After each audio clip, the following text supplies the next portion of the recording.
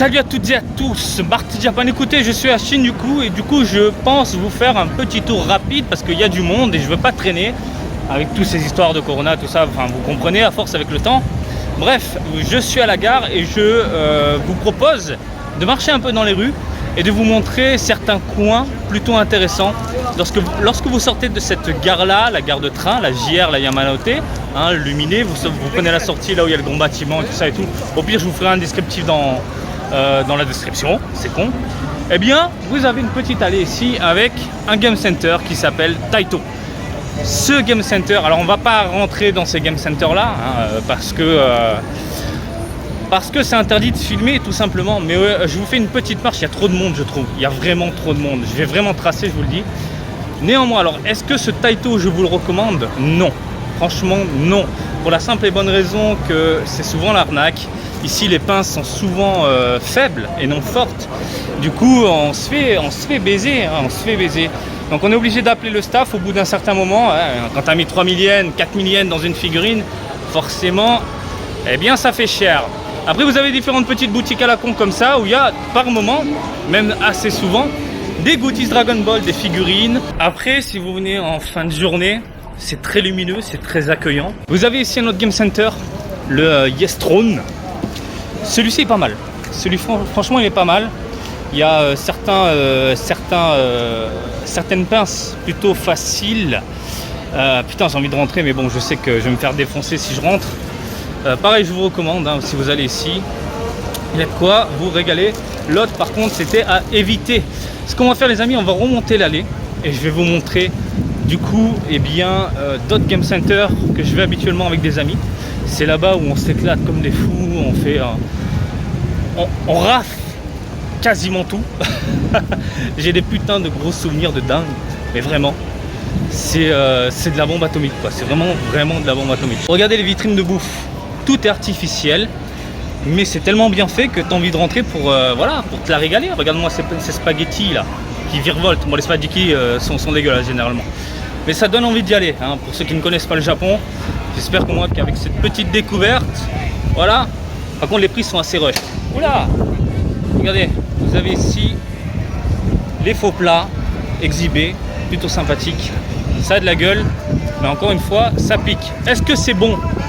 Sincèrement, c'est mangeable. Il y a des trucs, ça va, c'est pas mal. Il y a des trucs, c'est vraiment de la merde. Pour le prix, autant se faire un vrai bon japonais et pas un truc qui t'attire l'œil, parce que ça donne envie, on est d'accord, hein, qui t'attire l'œil. Et au moins tu te régales avec des mets japonais qui sont moins chers et beaucoup plus goûtus.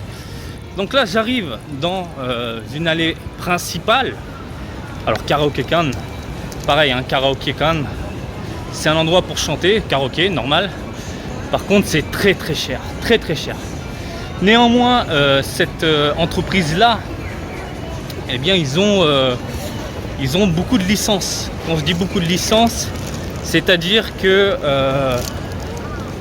y a de tout en termes de musique. Il faut savoir que dans certains karaokés, il y a trop de monde, ça me perturbe de ouf. Il y a trop de monde. Je vais tracer, je vous le dis.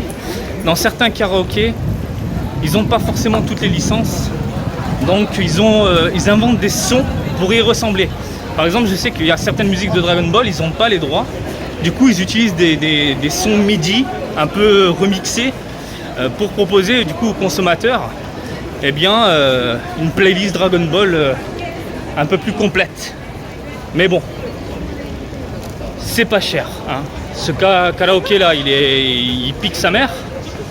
L'autre, c'est beaucoup plus accessible. Perso, je vais à l'autre, hein. Je m'en fous de chanter sur du midi. Le principal, c'est de se déchaîner. C'est le but, se déchaîner, la gorge, la voix, tout ce qui va avec. Donc, on arrive dans une allée. C'est con parce que j'ai pas un GPS. J'aimerais bien mettre un GPS genre pip pip pip pip pip. Alors je vais essayer de vous situer, mais bon.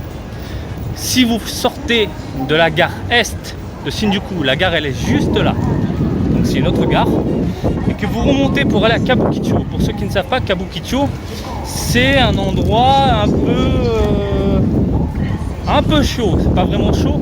Mais bon, si vous jouez au jeu Yakuza, Yuga Gotoku, Yakuza, vous connaissez le quartier. Que si vous reprenez cette allée pour la Kabukicho, à un moment vous allez tombé sur ce Game Center là qui est exceptionnel.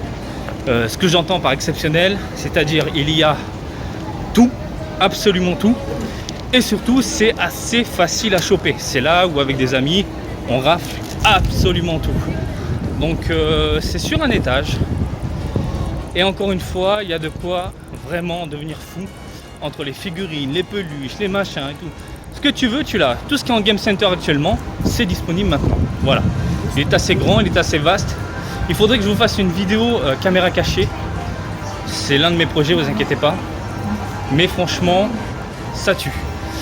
Là, cette vidéo-là, c'est vraiment un petit tour. Comme ça, on trace. Je dirais un putain de gros Kamen Rider. Voilà. Bon, le lieu est assez connu, c'est un karaoké. Hein. Si vous n'achetez du coup, il y a plein de petits endroits à faire comme ça. Endroits que j'aimerais bien faire avec vous. Alors, on va passer dans un lieu un peu plus sombre, il y a moins de monde, du coup c'est beaucoup plus sympathique pour moi. Hein, parce que je commence à péter une durite. Vous avez un autre Taito. Alors ce qui est amusant, c'est que les Taito, il y en a plusieurs, mais ils sont différents. Celui-ci, il est vachement cool. Parce que, oh putain, regardez, il y a du lunch. Il y a de la lunch. Voilà les amis, il y a de la lunch. Il y a de la Maximatic, il y a du One Piece, donc les dernières nouveautés. Il y a Sasuke, voilà, Naruto. C'est de la bombe. Et ici, contrairement à l'autre Taito qui en font là-bas, c'est beaucoup plus facile à choper. Et pourtant, ce sont les mêmes enseignes. C'est ça qui rend dingue. Ici, on arrive du coup dans ce que je vais dire la grosse allée principale. Donc là, c'est encore le Taito. Hein. Gros Taito. Les Game Center, il y a vraiment de quoi se la régaler. Et l'allée principale de Chine, du coup. Alors, connu du coup pour son Don Quijote qui est juste là. Et le Godzilla qui est juste en fond là-bas.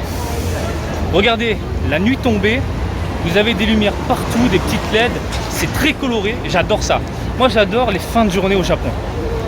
On est entre la transition nuit-jour et ça a de la gueule. Voilà, si vous, un tel décor, t'as envie de plonger dans la vidéo. On est d'accord, poto? T'as envie de plonger dans la vidéo. Si vous connaissez le jeu, encore une fois, Yakuza, si vous jouez au jeu Yakuza, eh bien, vous reconnaissez les lieux. Parce qu'il y a le Don Quijote, voilà. Le Don Quijote, connu dans le jeu. Après, vous avez le fameux portique qui est juste là-bas. Là, c'est le portique mythique dans Yakuza. Ce putain de portique mythique.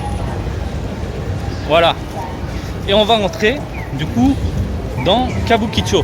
Alors, quand je dis c'est un quartier un peu chaud, oui et non. Ça s'est assagi, je pense, avec le temps, les touristes, toutes ces merdes.